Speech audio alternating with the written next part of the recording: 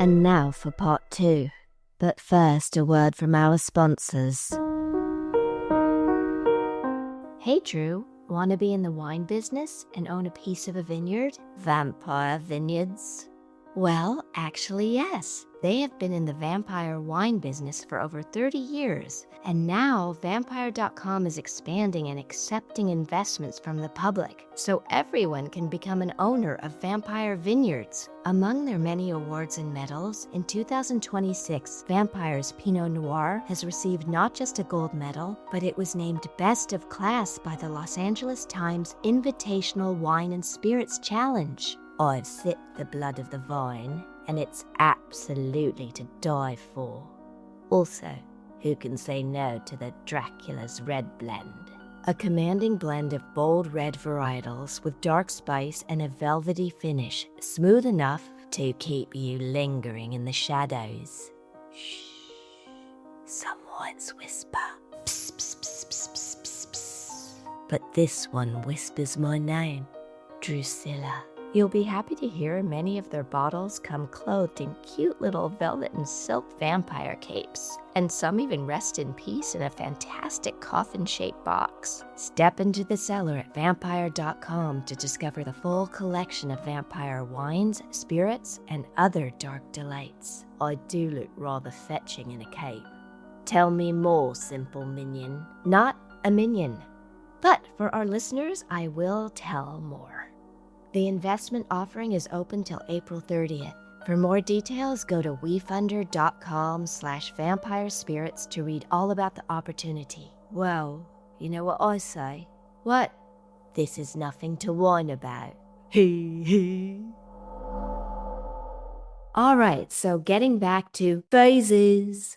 I guess here it's okay to yell it out. Phases. Yes, but that time? Not so much. Larry thinks that Xander is going to out him when Xander is discussing werewolfery. Larry opens up and he feels relief. Personally, I thought the way that they handled the conversation of sharing such a weight off his shoulders, I thought they handled it very well, allowing Xander to not jump to the traditional reaction that we see so often in movies and television, where the guy instantly runs away or wants to fight or has such a need to reassert his heterosexuality. Instead, it's more of he's focusing on trying to make sure that this doesn't get misunderstood. After the scene, Willow discusses how when younger, it was clear if a boy liked you because he punched you in the arm. Right on cue, Xander comes up and punch taps Buffy in the arm. We are conditioned to think that punching, hair pulling, and things of that nature are indications of being liked. But really, it's aggressive behavior. We're constantly told, even as adults, that any attention is attention, full stop. Doesn't matter if it's good or bad. Nobody ever sits us down and explains this is the right way to approach somebody and this is the right way to get attention. Yeah, and examine your own feelings so that you know how you feel instead of just reacting at somebody. In the funeral parlor, Xander references what film? Xander references Robbie the Robot from the 1956 film Forbidden Planet. Robbie made a number of subsequent appearances in science fiction films and television programs, which gave him the distinction as, quote, the hardest working robot in Hollywood. The name Robbie, instead spelled with an IE, appeared in a lot of science fiction before Forbidden Planet. Robbie appeared in 1935 in a pulp magazine adventure, The Fantastic Island, also in Isaac Asimov's 1940 short story titled Robbie, about a robot designed to care for children, and in 1956 in Tom Swift on the Phantom Satellite, the book series by Victor Appleton. Now back to phases. Again? You don't think it's one of my best phrases? Phases? I don't. Me neither. I think it amazes. Nevertheless, it's time for some vampire action. Angel made Teresa a vampire just so she could tell Buffy and he could taunt her. Ah, the terrible 200s. Like the terrible twos? But so much longer. Xander is the one to stake Teresa. He comforts Buffy, and they even share a bit of a romantic vibe moment after they hug.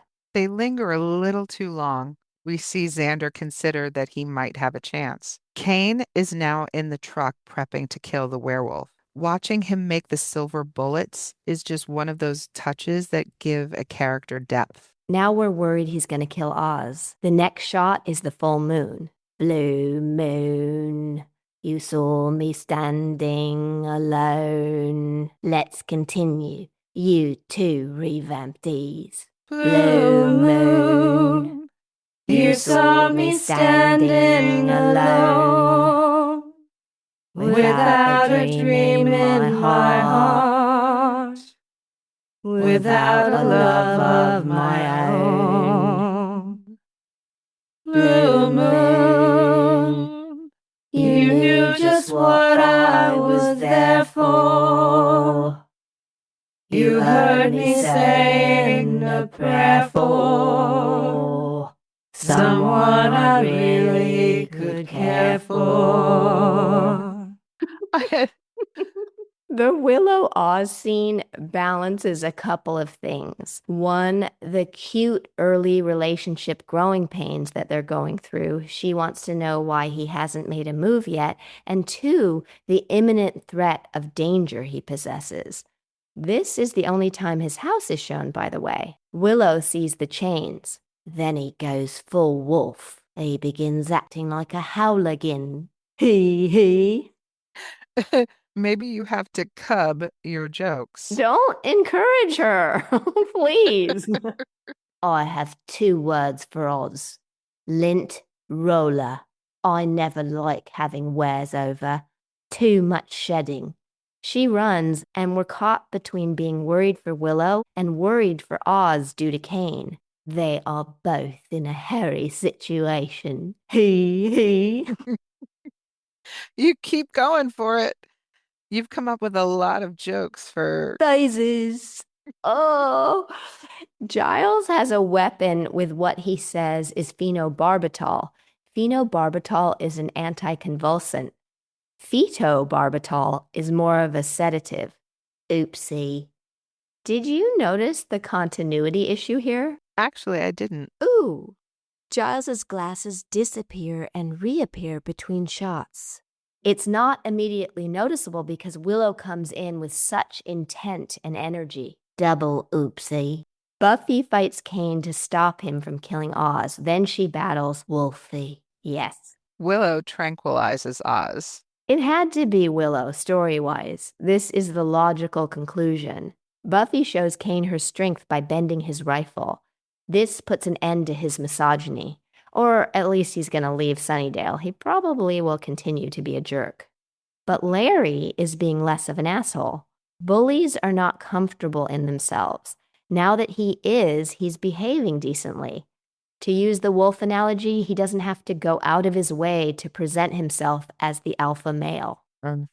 It's a cute and touching resolve with Willow and Oz. She apologizes for shooting him, and he apologizes for almost eating her. Sometimes all you need is an apology to get you to the next level of your relationship. This is a metaphor for sharing secrets and truths with a partner and it deepening the relationship. They're creating intimacy, acceptance, and connection. Both Angel and Oz are afflicted, but it is a different story with each. Finding out that Oz is a werewolf right now is perfect. Werewolves symbolize the duality of human nature, representing the struggle between civilized rational thought and untamed primal violent instincts. They embody uncontrollable change, raw emotional urges, and the beast within, acting as a metaphor for hidden destructive aspects of humanity, fear of losing control, and social alienation. This relates to Angel so well. Willow and Oz can make it work because he has her best interest at heart. It can't work with Angel because he doesn't. Angelus wants to cause her pain. But Angel would never want to hurt Buffy. He never would. Oz and Willow's relationship has a lightness to it.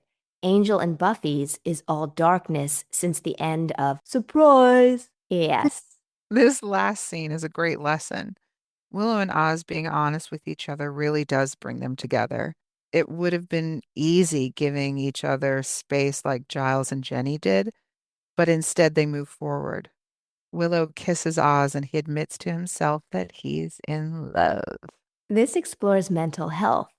Willow is undeterred by her boyfriend's split personality, and they can finally share their first kiss in the knowledge of who they are without kissing under false pretenses. Also, Willow takes the initiative. She shrugs off the forced gender roles and is the one to initiate the kiss. It just clicked in my head for the first time in the earlier episode when Willow is hoping that Oz will kiss her and he says, when that time comes, Uh-huh. I want you to be just thinking about me, Yes. wanting to kiss me. Seeing that kiss is just like, yes, this is just about the two of them. Nobody else exists in this moment. Yeah, it's the payoff for that setup. It really is. And they really did wait to the right moment. Yep. Aw. No kiss wasted on this one. Nope.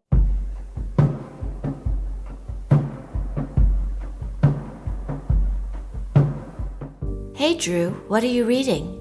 A book sent to me by Lincoln James. It's called The Ninth Layer. It is so much fun. That's mine. You stole it. I've been dying to read it.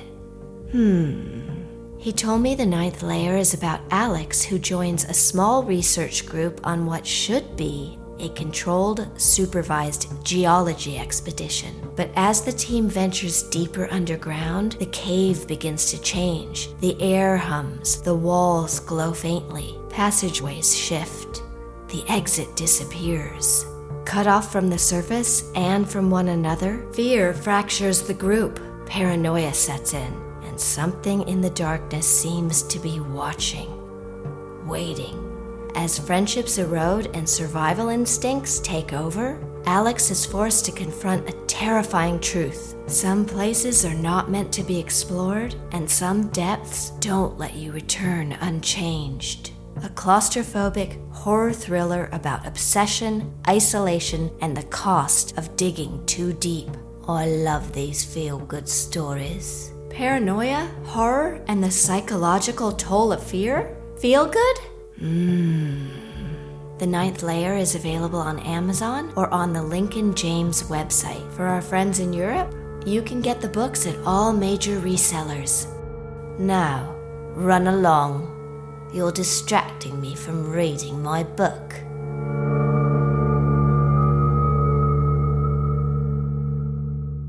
This episode plays with and subverts gender and other stereotypes throughout, showing that people often aren't who they seem to be.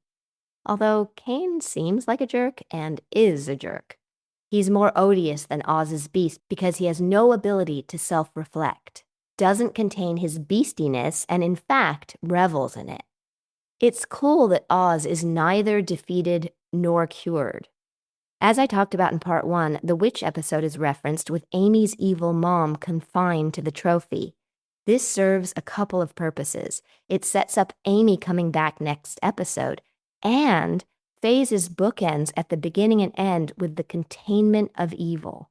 The conclusion is that Oz will contain and sequester during the full moon cycles. There's a lot of exploration of mental health in the show. That's true. You personify this. Vampirify. Note taken. The series itself is about adolescence, the pain of change. With Angel and with Oz's werewolf, an inevitable and possibly unwanted change or life transition is also explored.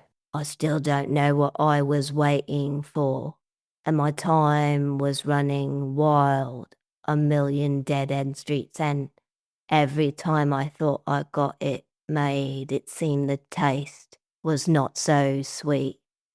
All together now. Changes, turn and face the strange. Changes, don't want to be a richer man. Now with phases. Phases, turn and face the strange. Phases, just gonna have to be a different wolf. Wolf. Sorry. I'm waiting for that last line. Just gonna have to be a different wolf. Moons may change me, but I just say, ow.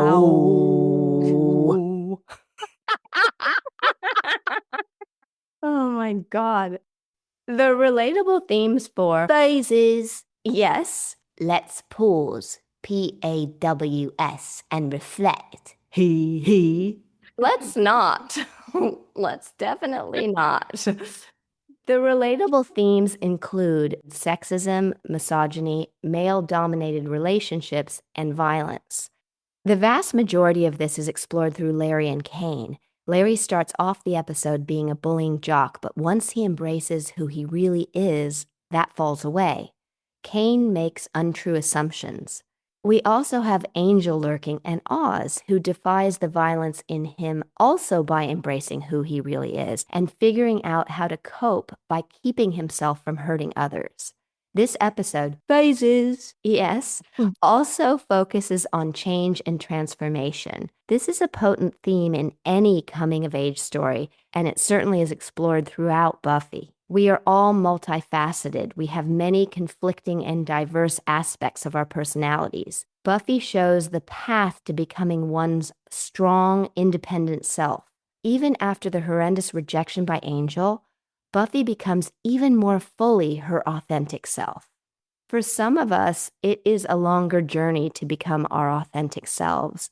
We suppress our natures if those rearing us are threatened by them, if they consider any of our successes a betrayal and they need us to remain small. We adopt what I call our false selves, what serves their needs, in an attempt to be loved and to survive. As we become adults, this inauthentic personality and these ways of coping, these limitations, no longer serve us. Change is a scary road, and it often feels groundless.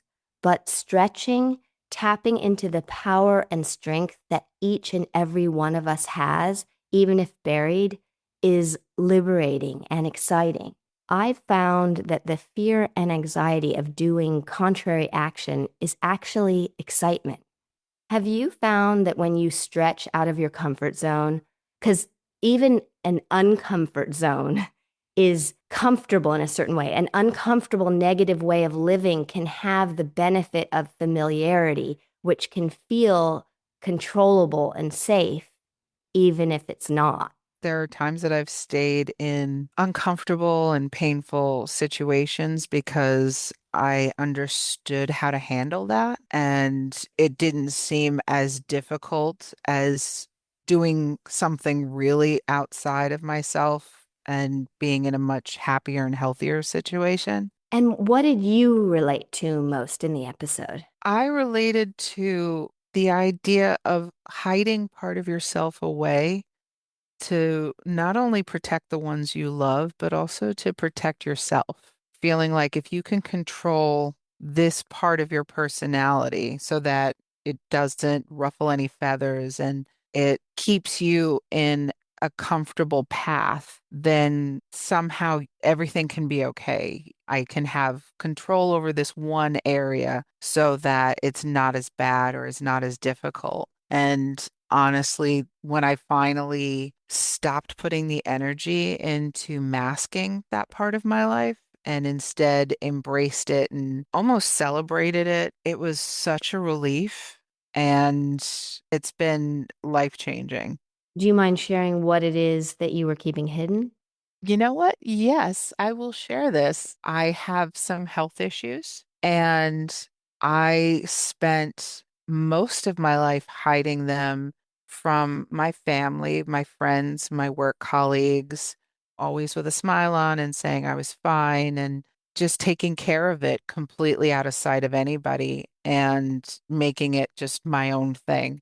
I thought that it was the best way of handling everything so that I wasn't putting too much strain on anybody. I wasn't disappointing anybody. And I just hit a wall one day and realized that I also wasn't allowing anybody else to grow. You can't get disappointed in people for not understanding your situation if they don't know it, even if they do quote unquote know it, because it's not something that's visible. It's not a broken arm in someone's face. They don't know what your limits are. They don't know what you're dealing with from moment to moment. So you can't get angry or frustrated with them because of it. So I've been working very hard, really with my family, making them witness and understanding things more. And honestly, at this point, it's more for their growth than it is for me because I think that they'll have a better understanding with somebody else. They'll be a bit more understanding even of themselves and also realize what we're all capable of.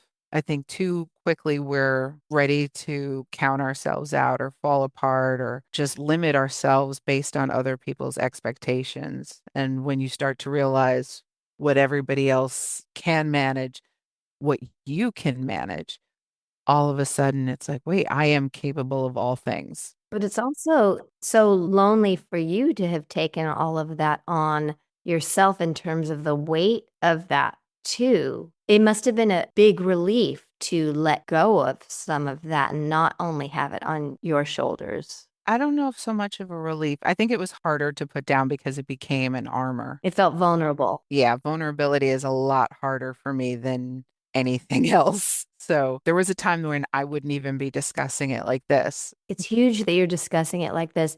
And the episode really does speak to that because it is when we are vulnerable in safe and appropriate places and with safe and appropriate people that we are able to then have a level of intimacy, like Oz and Willow, like what you were talking about with them, and them kissing once they've known, okay, who are we?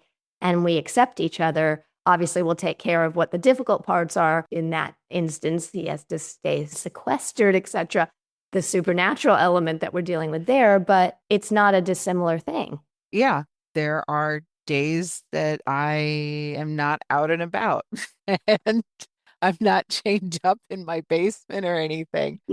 But yeah, I spent a lot of time making excuses, sort of how Oz was doing. And you realize that people misinterpret it and feel like you're flaking out on them. You don't want to see them. They're reading into it all this stuff Yeah, the way Buffy and Willow are reading in about Oz. exactly. It's hard to keep the lies going. You know, you're lying in your mind for a good reason, but in the end, you're just hurting the people that you care about and you're hurting yourself. Now it's much better to be more open and upfront about it. That way, maybe a conversation could be started where somebody is dealing with something. I have a friend who just found out some news and we're able to have a conversation about moving forward because I understand where they're coming from. How long would you say that you kept it secret, and how long have you been open about it? God, I kept it secret probably for anywhere from 15 to 20 years. And it's only in like the last few years that I've explored being more open and talkative about it. How scary was it to do that? Oh, it was awful. It made me sick to my Because stomach. that's the groundlessness, right? That we were talking about, that thing of when you do make change, even when it's positive, it feels so different than how you have been behaving that you feel like there's no ground under you and you feel really out of sorts. And then once you get through those moments, it is so much more liberating. I liken it to telling somebody that you love them for me, because the first time I told someone that I loved them, I started with a disclaimer. Really? Yes. I thought this out so much and I really wrestled with it. So I said, listen, there's something I want to tell you. And I want to say it not because I want to hear anything back. I want to say this because I'm grateful to have this feeling, this emotion. I want to say thank you for inspiring it. There wasn't the added pressure of the other person having to say, I love you back. There wasn't me waiting and hoping that they say it, but they say something else and I'm crushed. It was truly, in my opinion, what the essence of love is supposed to be. Right. The expression It's, without expecting something in return. yeah, it's supposed to be unselfish. It's supposed to be just out there and making the world better in whatever sense. And so if they didn't feel the same way, it doesn't matter. but I also didn't put the pressure on them in that moment to have a response. I just said, listen, I'm going to say this, and then we're going to move on. The conversation's going to change. I said it. We kept talking about other things. And I think it was a little over a week later, they told me, like, listen, I wanted to say it then, but you had asked me not to say Oh anything. my God, your disclaimer made it. Right. And I So was like, great. I'm glad that they got to say it on their own terms and not as like a knee-jerk reaction.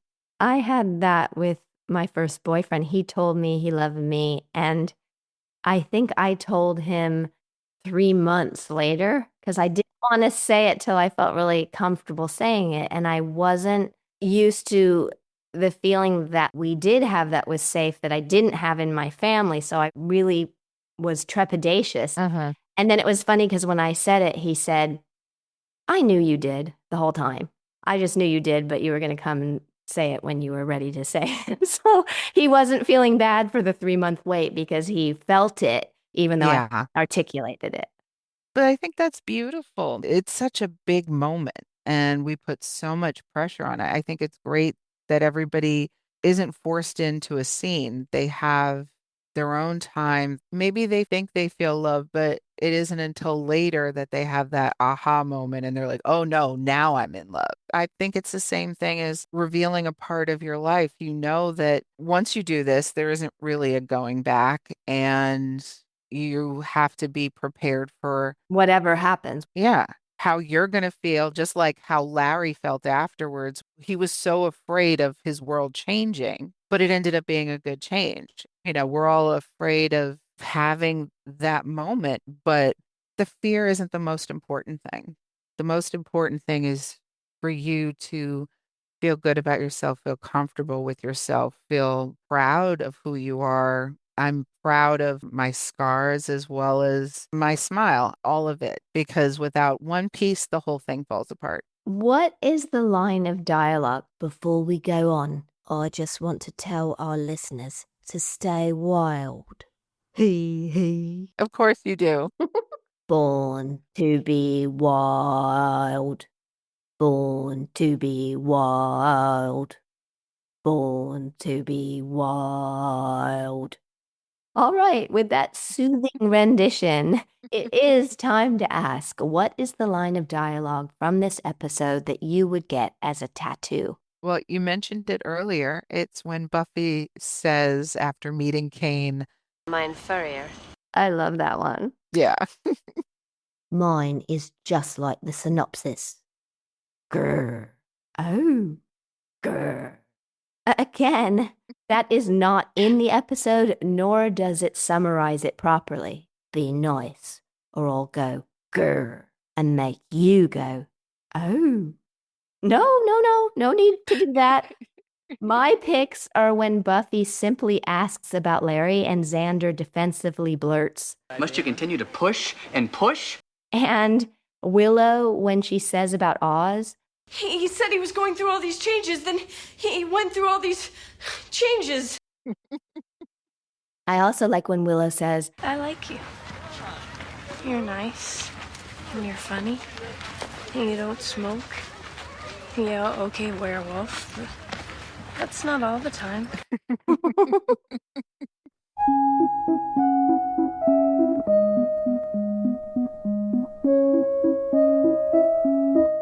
Hey Scooby-Doo, have you seen this film, Razorblade Smile? Severin Films is advertising with us. Look at the super cool 3-disc Blu-ray. Don't be a silly Billy. It's not a film. It's a documentary. I'm good friends with London Lil. You mean Lilith Silver? The main character? I'm pretty sure it's a film. It says here it's directed by Jake West. West is the best. Lil is a fun-loving gal. Always good for a giggle. And blood-sucking. Haven't seen her in ages. We used to hang at the Transylvania bar. So you're telling me this movie is really a documentary? Dear Minion, you are indeed one in a million. Hee hee. Now, tell our revamptees where they can get the Blu-ray. Due to demand, Severin Films now presents the re-release of Razorblade Smile for the first time in ultra-high def. A 3-disc Blu-ray collection with over 9 hours of special features that include Jake West's controversial 2000 documentary for UK television, Children of the Night. Plus, his new feature-length documentary on 90s British bloodsucker culture, Vampires Forever, and a whole lot more. Razorblade Smile is available at the Severin, Severin web store. Find it now on www.severinfilms.com and coming soon to your favorite vampire-friendly retailer. Children of the Night. What sweet music I make.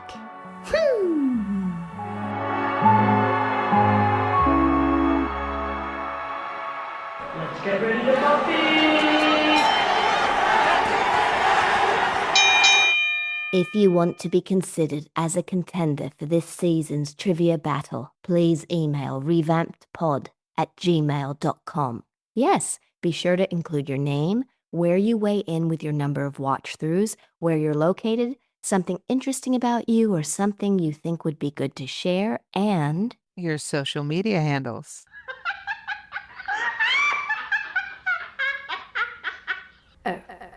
Enough of something extremely different. Different.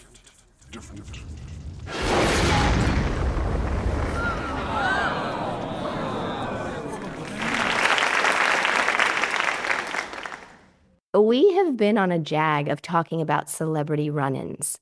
I have 2 literal run-ins to share today. The first one takes place while I was shopping at Maxfield's. Some backstory. When TV Guide did a profile hanging out for a day, which included going to the gym, having a rehearsal, then going to a shop that was lending me a dress for a screening that I was attending that night, the shop I went to was Maxfield's. So, this time I was at Maxfield's at a sale. I was at the checkout buying a suit for a massively reduced price when I realized I'd left my car keys in the changing room. I ran to get them, and as I was rounding the corner rather too quickly, I slammed into what felt like a wall. I looked up, and that wall was Arnold Schwarzenegger's chest. I literally crashed right into him. My face was planted right between his pecs. He was so solid, it hurt. The collision just knocked the breath right out of my lungs. But he looked completely unfazed. Ooh, phases. Completely solid, sturdy. I was nonplussed and apologized profusely, but he just smiled and said, "No worries." I retrieved my keys and I made it back to the counter, but I'd lost my place. Nick Cage's buyer was checking out at least 100 items, I'm not exaggerating, for him to pick and choose from. I have another cute crashing into story from when I was tiny. I was at Beverly Hills Stationers on Beverly Drive. It's no longer there, but I loved going there when I was a kid. I liked it better than the toy store. I loved all the paper goods, the way they smelled, the way they looked. I loved the organization. I'm not sure what that says about me, but I got very excited when a trip to Beverly Hills Stationers was proposed. One time I was running around a corner. I guess the Maxfield story shows that I never learned my lesson. And who do I run straight into? Fred Astaire. He was very old at the time, but he looked exactly the same. He was so fit. I stopped and I gawked. I loved his dancing so much, and I was in absolute awe. I felt like he danced off the screen right into the aisle for this encounter. He was so lovely, really, really sweet, and it's such a nice memory. That is a special one. Isn't that cool? What about you? In college, we were making a student film. My friend was directing, and we went into the middle of Times Square to catch some footage. And while we're setting everything up, I look across the street, and I have a weird party trick of being able to recognize people completely out of context, in disguises, doesn't matter. I spot them. So Even if you were background in a movie and caught my attention, I will remember your face and I will let you know. I saw you picking up that coffee in that scene once. I look across the street and there is a guy dressed in 80s punk gear, jacket with lots of spray paint and badges on it. His hair is shaved into a mohawk, Huh. boots and studs and everything. And I grabbed my friend's arm and I said, "That's Ethan Embry, who was in Can't Hardly Wait and Mhm. Empire Records." And Grace and Frankie. Yes. And she looks at me and she's like, "No, it isn't." I was like, "No, trust me, it is. I know this." And we're in the center of Times Square. So there's 2 to 3 lanes of traffic between us, but I can still clearly tell that this is this man. So my friend, instead of calling his name, she just yells, "Hey, Mohawk." And he stops and he looks over and she's like, "Come over here." Oh my gosh. So instantly I'm just curling in on myself. And sure enough, it's him. He was auditioning for something and had shaved his head into a mohawk and done all of this thing for a role. Oh, I hope he got the role. I hope so too. I never found out, but he was so awesome. And he stood there talking to us for a while. And he has a very small moment in her student film where he's just kind of waving at the camera silently. Really? Yeah, he was so game. He couldn't believe that we recognized him. And then he was just lovely. Took the time to hang out with us for a bit. It was really cool. You have that radar, that doot, doot, doot, doot. I do. I Ethan really Embry. do. I have that too. I think you would have been a great casting director. You know, there's still time. Who knows? To add to your many, many, many feathers and skills. Yeah, I can't remember what I did yesterday, but I can remember, oh, you were in this film in 1984. And yeah, that sticks. That's so cool that he ended up being in her film. It was really nice. Interview with the vampire. This evening's vampire question. Yes, mister. What historical figure would you have liked to have met? I think it would have to be Shakespeare. His works are so influential. He was and is a cornerstone of culture. His words and stories explore every facet of our human condition: love, power, jealousy, greed, absurdity, morality, you name it, with profoundly influential language. Shakespeare is credited with introducing or popularizing over 3,000 words and countless phrases. Phrases? No, phrases that are still used, like in a pickle, pot of gold, break the ice, wild goose chase, green-eyed monster, fair play, laughing stock. It's Greek to me. Thank you, Drew. You often put us in a pickle and lead us on a wild goose chase, speaking Greek to me, even though you have a heart of gold. Fair play, but you're just a green-eyed monster. Let's break the ice so you don't become a laughing stock and let Juliet continue. Some believe Shakespeare lacked the level of education, familiarity with court life, and legal expertise displayed in the plays and think they were either written by another scholar or by a group, a literary cabal. It has been put forth that actors and collaborators had a hand in writing the plays. Those who doubt Shakespeare's authorship are often called anti-Stratfordians, and this is often called the Shakespeare authorship question. Mark Rylance and Sir Derek Jacobi are among those who believe Shakespeare didn't write the plays, or at least not single-handedly. It would be so cool to know the answer and to be there during the creation of these works. Shakespeare's a great choice, Minion Juliet. Thank you. I would have loved to have met him too. I'm certain I would have inspired him, as I did so many other artists. You've regaled some of your encounters previously. I told Salvatore that I had a vision of melting clocks and damaged pianos. Salvatore? Dolly? Yes. Wow. Whole career. Not even a thank you. Well, There you go. I just thought of someone else I'd love to meet, but perhaps, Sarah Rebecca, you'll ask us again another time. Who would you choose today? I would choose Harriet Tubman. Ah, good choice. Two things. The idea of being there during that time and being able to assist, especially considering we'd be vampires. I think we could really have made a whole bunch of difference, but just to have met her and to hear about the journey she made and hear about all the people that she saved, I think would have been Yes. incredible. She was so extraordinary. I want to come there too. I want to do that with you. Okay.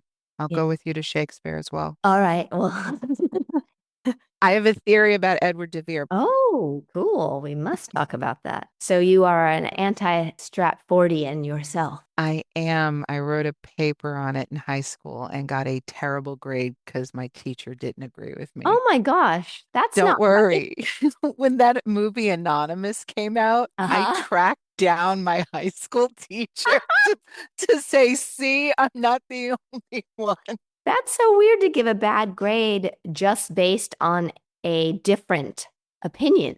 That's not right. No, and I had plenty of sources that I referenced, but times were a little different. And she agreed after seeing the movie that Oh, good. my argument had a basis. Had So, merit. yes, that's all I wanted. Acknowledgement 20 years later. And you got it. And I got it.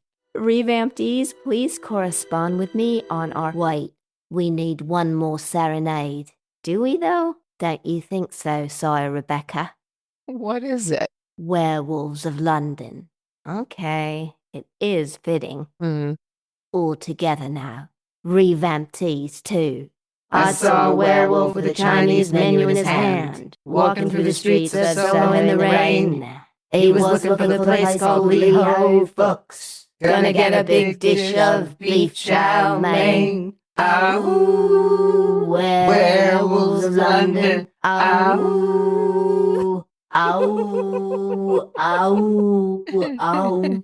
If you start howling in the night during your sleep, So can we cue our outro theme now? How should I know? Revamptees, please correspond with me on our Patreon page, Revamped with Juliet Landau, Twitter @Juliet Landau, on Instagram @Juliet_Landau, and on the Fans of Juliet Landau Facebook group or Juliet Landau official Facebook page. until we meet again. Yes, Dawn Tootin. See you next time when we do it again. Do it again.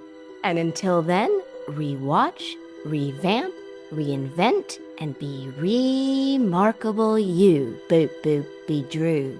Ow.